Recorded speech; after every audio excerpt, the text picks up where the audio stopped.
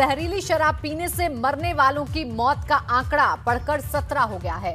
इस घटना का सीएम ने तुरंत संज्ञान लेते हुए दोषी पुलिसकर्मी और आबकारी अधिकारी पर कार्रवाई के निर्देश दिए थे और अब इस मामले में शासन ने बड़ी कार्रवाई करते हुए 3 अधिकारी को तुरंत प्रभाव से निलंबित कर दिया है। जिला आबकारी अधिकारी 3 अधिकारियों को निलंबित किया गया है। आबकारी विभाग के अपर मुख्य सचिव ने इस बाबत आदेश जारी किया है।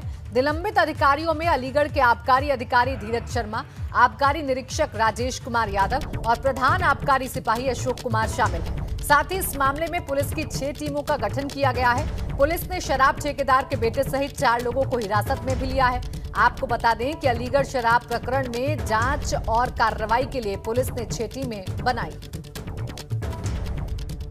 इन लोगों के खिलाफ सामने आएंगे, उन सभी आरोपों की जांच की जाएगी। अभी तक की जो इन्वेस्टिगेशन हुई है उसमें ये गुड इवनिंग ब्रांड की शराब, जो मेरी बात हुई है सभी जो यहाँ पर हॉस्पिटलाइज लोग हैं उनसे भी और जो अपनी इन्वेस्टिगेटिव टीम से भी, गुड इवनिंग ब्रांड की शराब है जिसका इन्होंने सेवन किया था। और प्रदीप मेरे सहयोगी जुड़ गए ज्यादा जानकारी के साथ। प्रदीप देखिए, मौत का ये आंकड़ा बढ़कर 17 हो गया है। अभी कितने और लोग हैं जो इसकी चपेट में आए हैं, जो बीमार हैं, जिनकी तबीयत खराब है, जो अस्पताल में भर्ती हैं? देखिए, मौत का आंकड़ा 17 नहीं 18 है। मैं आपको थोड़ा सा अपडेट कर दूं कि अब जो मौतों का आंकड़ा बिल्कुल थोड़ी देर पहले अभी जानकारी मिली है कि मौत जो है वो 17 भी है, 18 मौत हो चुकी है इस मामले पर और करीब 10 से 12 लोग अभी भी अस्पताल में है। तो हम उम्मीद करेंगे भगवान से कि इस तरह की और घटना ना और आंकड़ा ना बढ़े, लेकिन जिस तरह से लगातार ये संख्या जो बढ़ती जा रही है कहीं ना कहीं चिंता वाली बात है। और प्रशासन और शासन अपनी तरफ से तो पूरी जांच की बात कर रहा है और कई जगह आपने देखा भी होगा कि यूपी के कई जिलों में जिस तरह से जो आज अलीगढ़ में घटना उसके बाद से अचानक से सारा प्रशासन जो है पूरा शराब माफिया पर उन पर टूट पड़ा है। लेकिन ये कार्रवाई पहले क्यों नहीं हुई?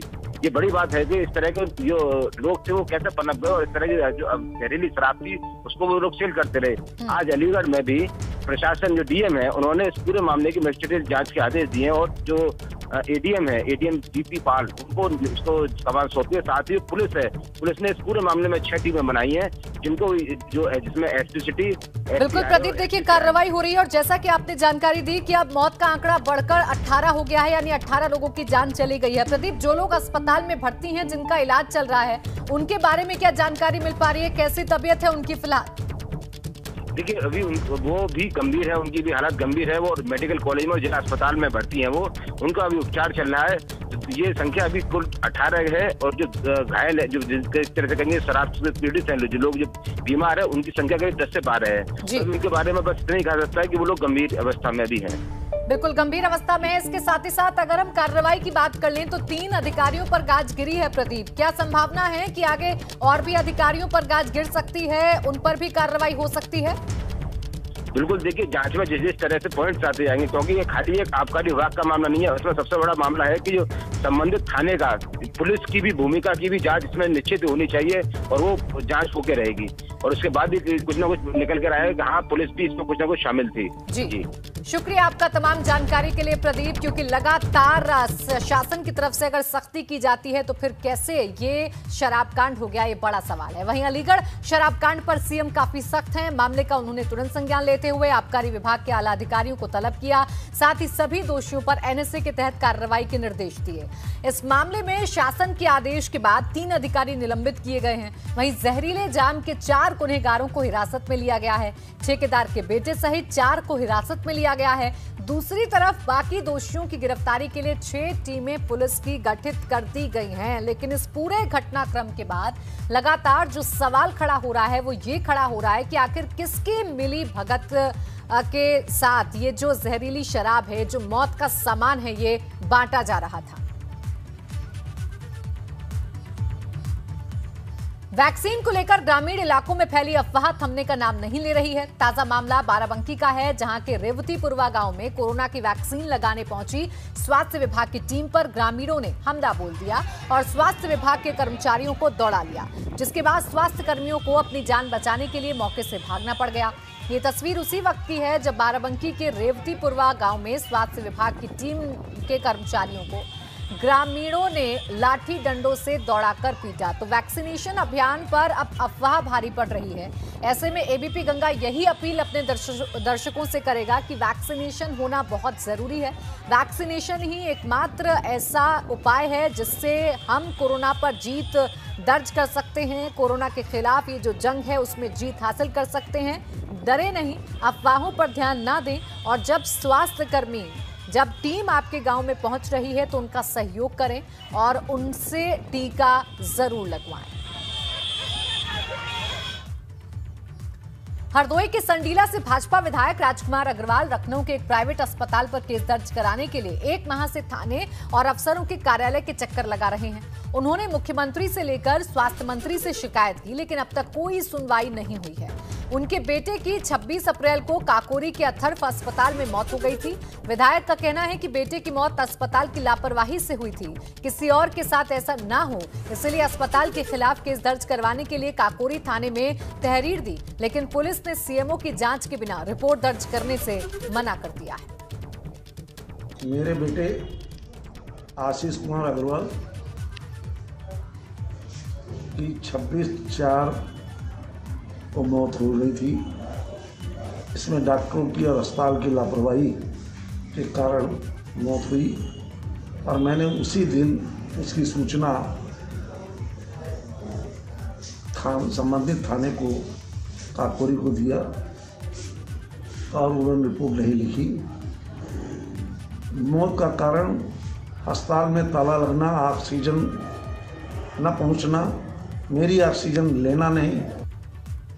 बलिया में बीजेपी विधायक सुरेंद्र सिंह ने national highway authority of India के प्रोजेक्ट डायरेक्टर की जमकर लताड़ लगाई, लेकिन विधायक के डांटने के दौरान मर्यादा खो बैठे और अपशब्द बोलने लगे। दरअसल बैरिया से मांझी तक नेशनल हाईवे 31 जगह जगह से टूटकर गड्ढे में तब्दील हो गया है। विधायक जी खुद प्रोजेक्ट डायरेक्टर को पैदल चलकर गड्ढों की हकीकत दिखा रहे थे। इधर बुरा फंसे प्रोजेक्ट डायरेक्टर अपनी जान छुड़ाने के लिए विधायक को 2 दिन में सड़क को गड्ढा मुक्त करने का आश्वासन दे रहे थे, लेकिन इसी बीच मर्यादा भूल बैठे विधायक जी और प्रोजेक्ट मैनेजर को अपशब्द तक उन्होंने कह दिया। कोई भी जो अपनी आंखों से देखा हो कहा जाएगा तो क्या कहा जाएगा? मैंने बताइए, मैंने पब्लिक के चलने लगे तो वेतन पाते हो, हम लोग वेतन पाते हैं, मैंने उतना भी ख्याल ना करें कि पब्लिक चलने लायक भी रहो।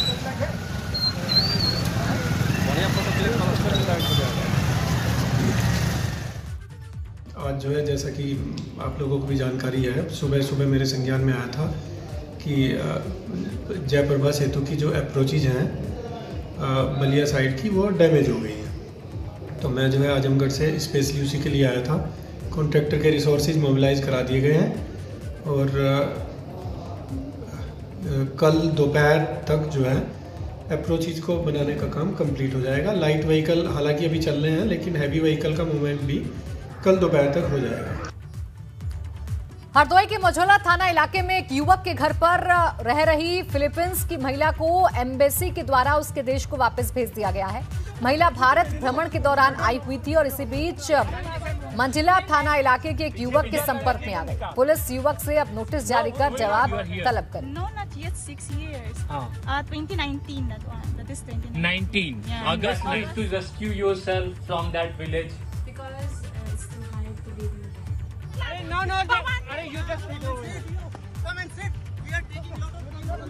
महिला के द्वारा बताया गया है और तथ्यों से पता चला है कि बीच में जो लॉकडाउन हुआ उस दौरान उनका पासपोर्ट की अवधि और वीज़ा की अवधि ख़त्म हुई थी, जिसकी उन्होंने अपने एम्बेसी को बाकायदे सूचना दी थी। तथ्यों से ये बात स्पष्ट हुआ है और उनकी एम्बेसी द्वारा कुछ उन्होंने आवेदन किया था अपनी एम्बेसी को कि मुझे यहाँ से देहरादून अपने किसी साथी के यहाँ पास जाना है, तो एम्बेसी द्वारा निर्धारित किए हुए व्यक्तियों को के साथ उनको जाने दिया गया है। यूपी में कोरोना के मामलों में लगातार गिरावट जारी है। यूपी में टेस्टिंग तेजी से बढ़ रही है और केस भी तेजी से घट रहे हैं। सीएम योगी की सख्त मॉनिटरिंग, जमीनी दौरों और 3T फॉर्मूले का साफ असर दिखाई दे रहा है। पिछले 24 घंटे में कोरोना के 2402 मामले सामने आए हैं, जबकि 158 संक्रमितों की जान गई है। 3,58,000 टेस्ट हुए हैं। इसमें से 1,48,000 RT-PCR टेस्ट हुए। अब उत्तर प्रदेश में कुल एक्टिव केस की संख्या 52,244 है। विगत 24 घंटों में संक्रमण के 2,402 नए प्रकरण सामने आए हैं। इसी अवधि में उपचारित होकर डिस्चार्ज होने वालों की संख्या 8,145 है। इस समय प्रदेश में एक्टिव इन्फेक्शन के केसेस की संख्या घटकर के 52,244 हो गई है। जो रिकवरी का प्रतिशत है प्रदेश में वो बढ़कर के 95.7% हो गया है। विगत 24 घंटे में कोविड संक्रमित व्यक्तियों में से 159 लोगों की मृत्यु दर्ज की गई है। मुख्यमंत्री योगी आदित्यनाथ ने आज यूपी के नवनिर्वाचित 58,000 ग्राम प्रधानों से सीधा संवाद किया। वीडियो कॉन्फ्रेंसिंग के जरिए पूरे प्रदेश के 58,000 से ज्यादा ग्राम प्रधान मुख्यमंत्री योगी आदित्यनाथ से संवाद करने के लिए जुड़े। इस दौरान सीएम योगी ने नवनिर्वाचित प्रधानों को कोरोना संकट से निपटने और निगरानी समितियों की मदद से गांव में संक्रमण रोकने के अलावा गांव में विकास कार्य और मानसून से पहले बारिश की वजह से पनपने वाली बीमारियों से निपटने के लिए काम करने की नसीहत दी।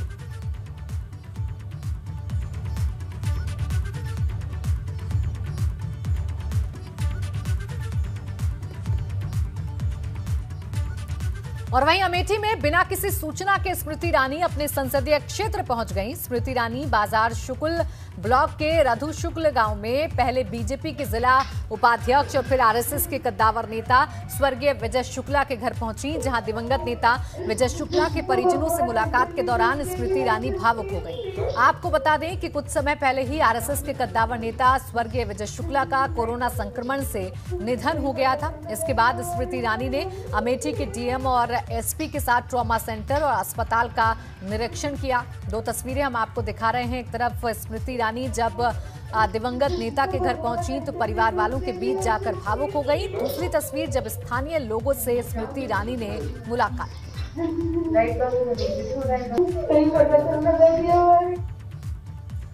उत्तर प्रदेश की सबसे हाईटेक जेलों में शुमार गाजियाबाद डासना की जिला जेल में बंद 4 बंदियों ने पैरोल पर जाने से इनकार कर दिया है और जेल प्रशासन को लिखित में अपनी बात कही है। उन्होंने कहा है कि अपनी समय अवधि पर ही जेल से बाहर जाएंगे, यानी कि उन्हें डर है कि बाहर कोरोना महामारी की चपेट में ना आ जाएं और इसी के चलते जेल में मिल रही सुविधाओं और जेल की स्वास्थ्य टीम द्वारा जिस तरीके से बंदियों की सुरक्षा, एहतियात और सावधानी को ध्यान रखते हुए दवाइयां और जेल में सैनिटाइजेशन किया जा रहा है, उससे बंदी अपने आप को काफी सुरक्षित महसूस कर रहे हैं।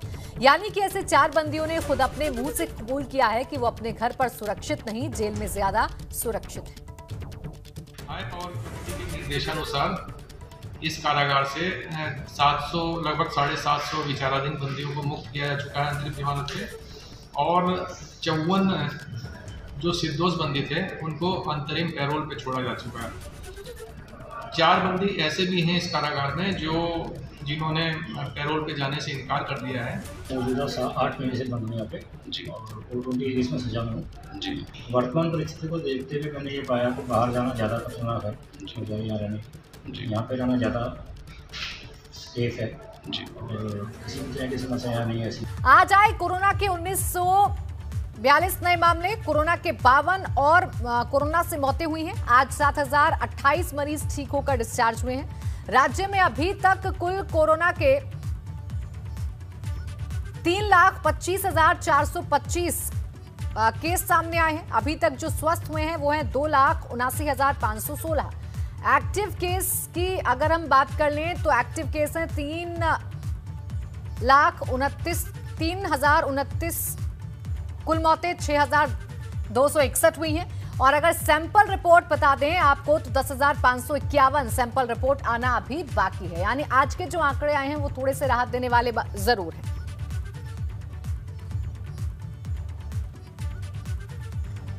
और देहरादून में हुई तीरथ रावत कैबिनेट की बैठक के दौरान 12 अहम फैसले लिए गए हैं। कैबिनेट ने फूलों की घाटी इको सेंसिटिव जोन के अंतर्गत हेमकुंड साहिब, खांगरिया, लोकपाल मंदिर संशोधित प्रस्ताव के अंतर्गत बाहर करते हुए आबादी विहीन क्षेत्र के रूप में पुनः प्रस्ताव केंद्र सरकार को भेजने पर सहमति जताई है।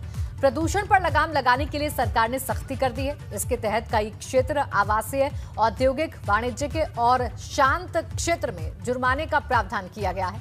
इसके तहत पहली बार उल्लंघन पर 1000, मनोरंजन संचालक के लिए 5000, होटल संचालक के लिए 10,000, औद्योगिक और खनन के लिए 20,000 के जुर्माना रखा गया है। प्रदेश में कोरोना के बढ़ते मामलों पर लगाम लगाने के लिए विधायकों को सुदूर क्षेत्र में 25 लाख व्यय की सीमा का प्रतिबंध हटा दिया गया है।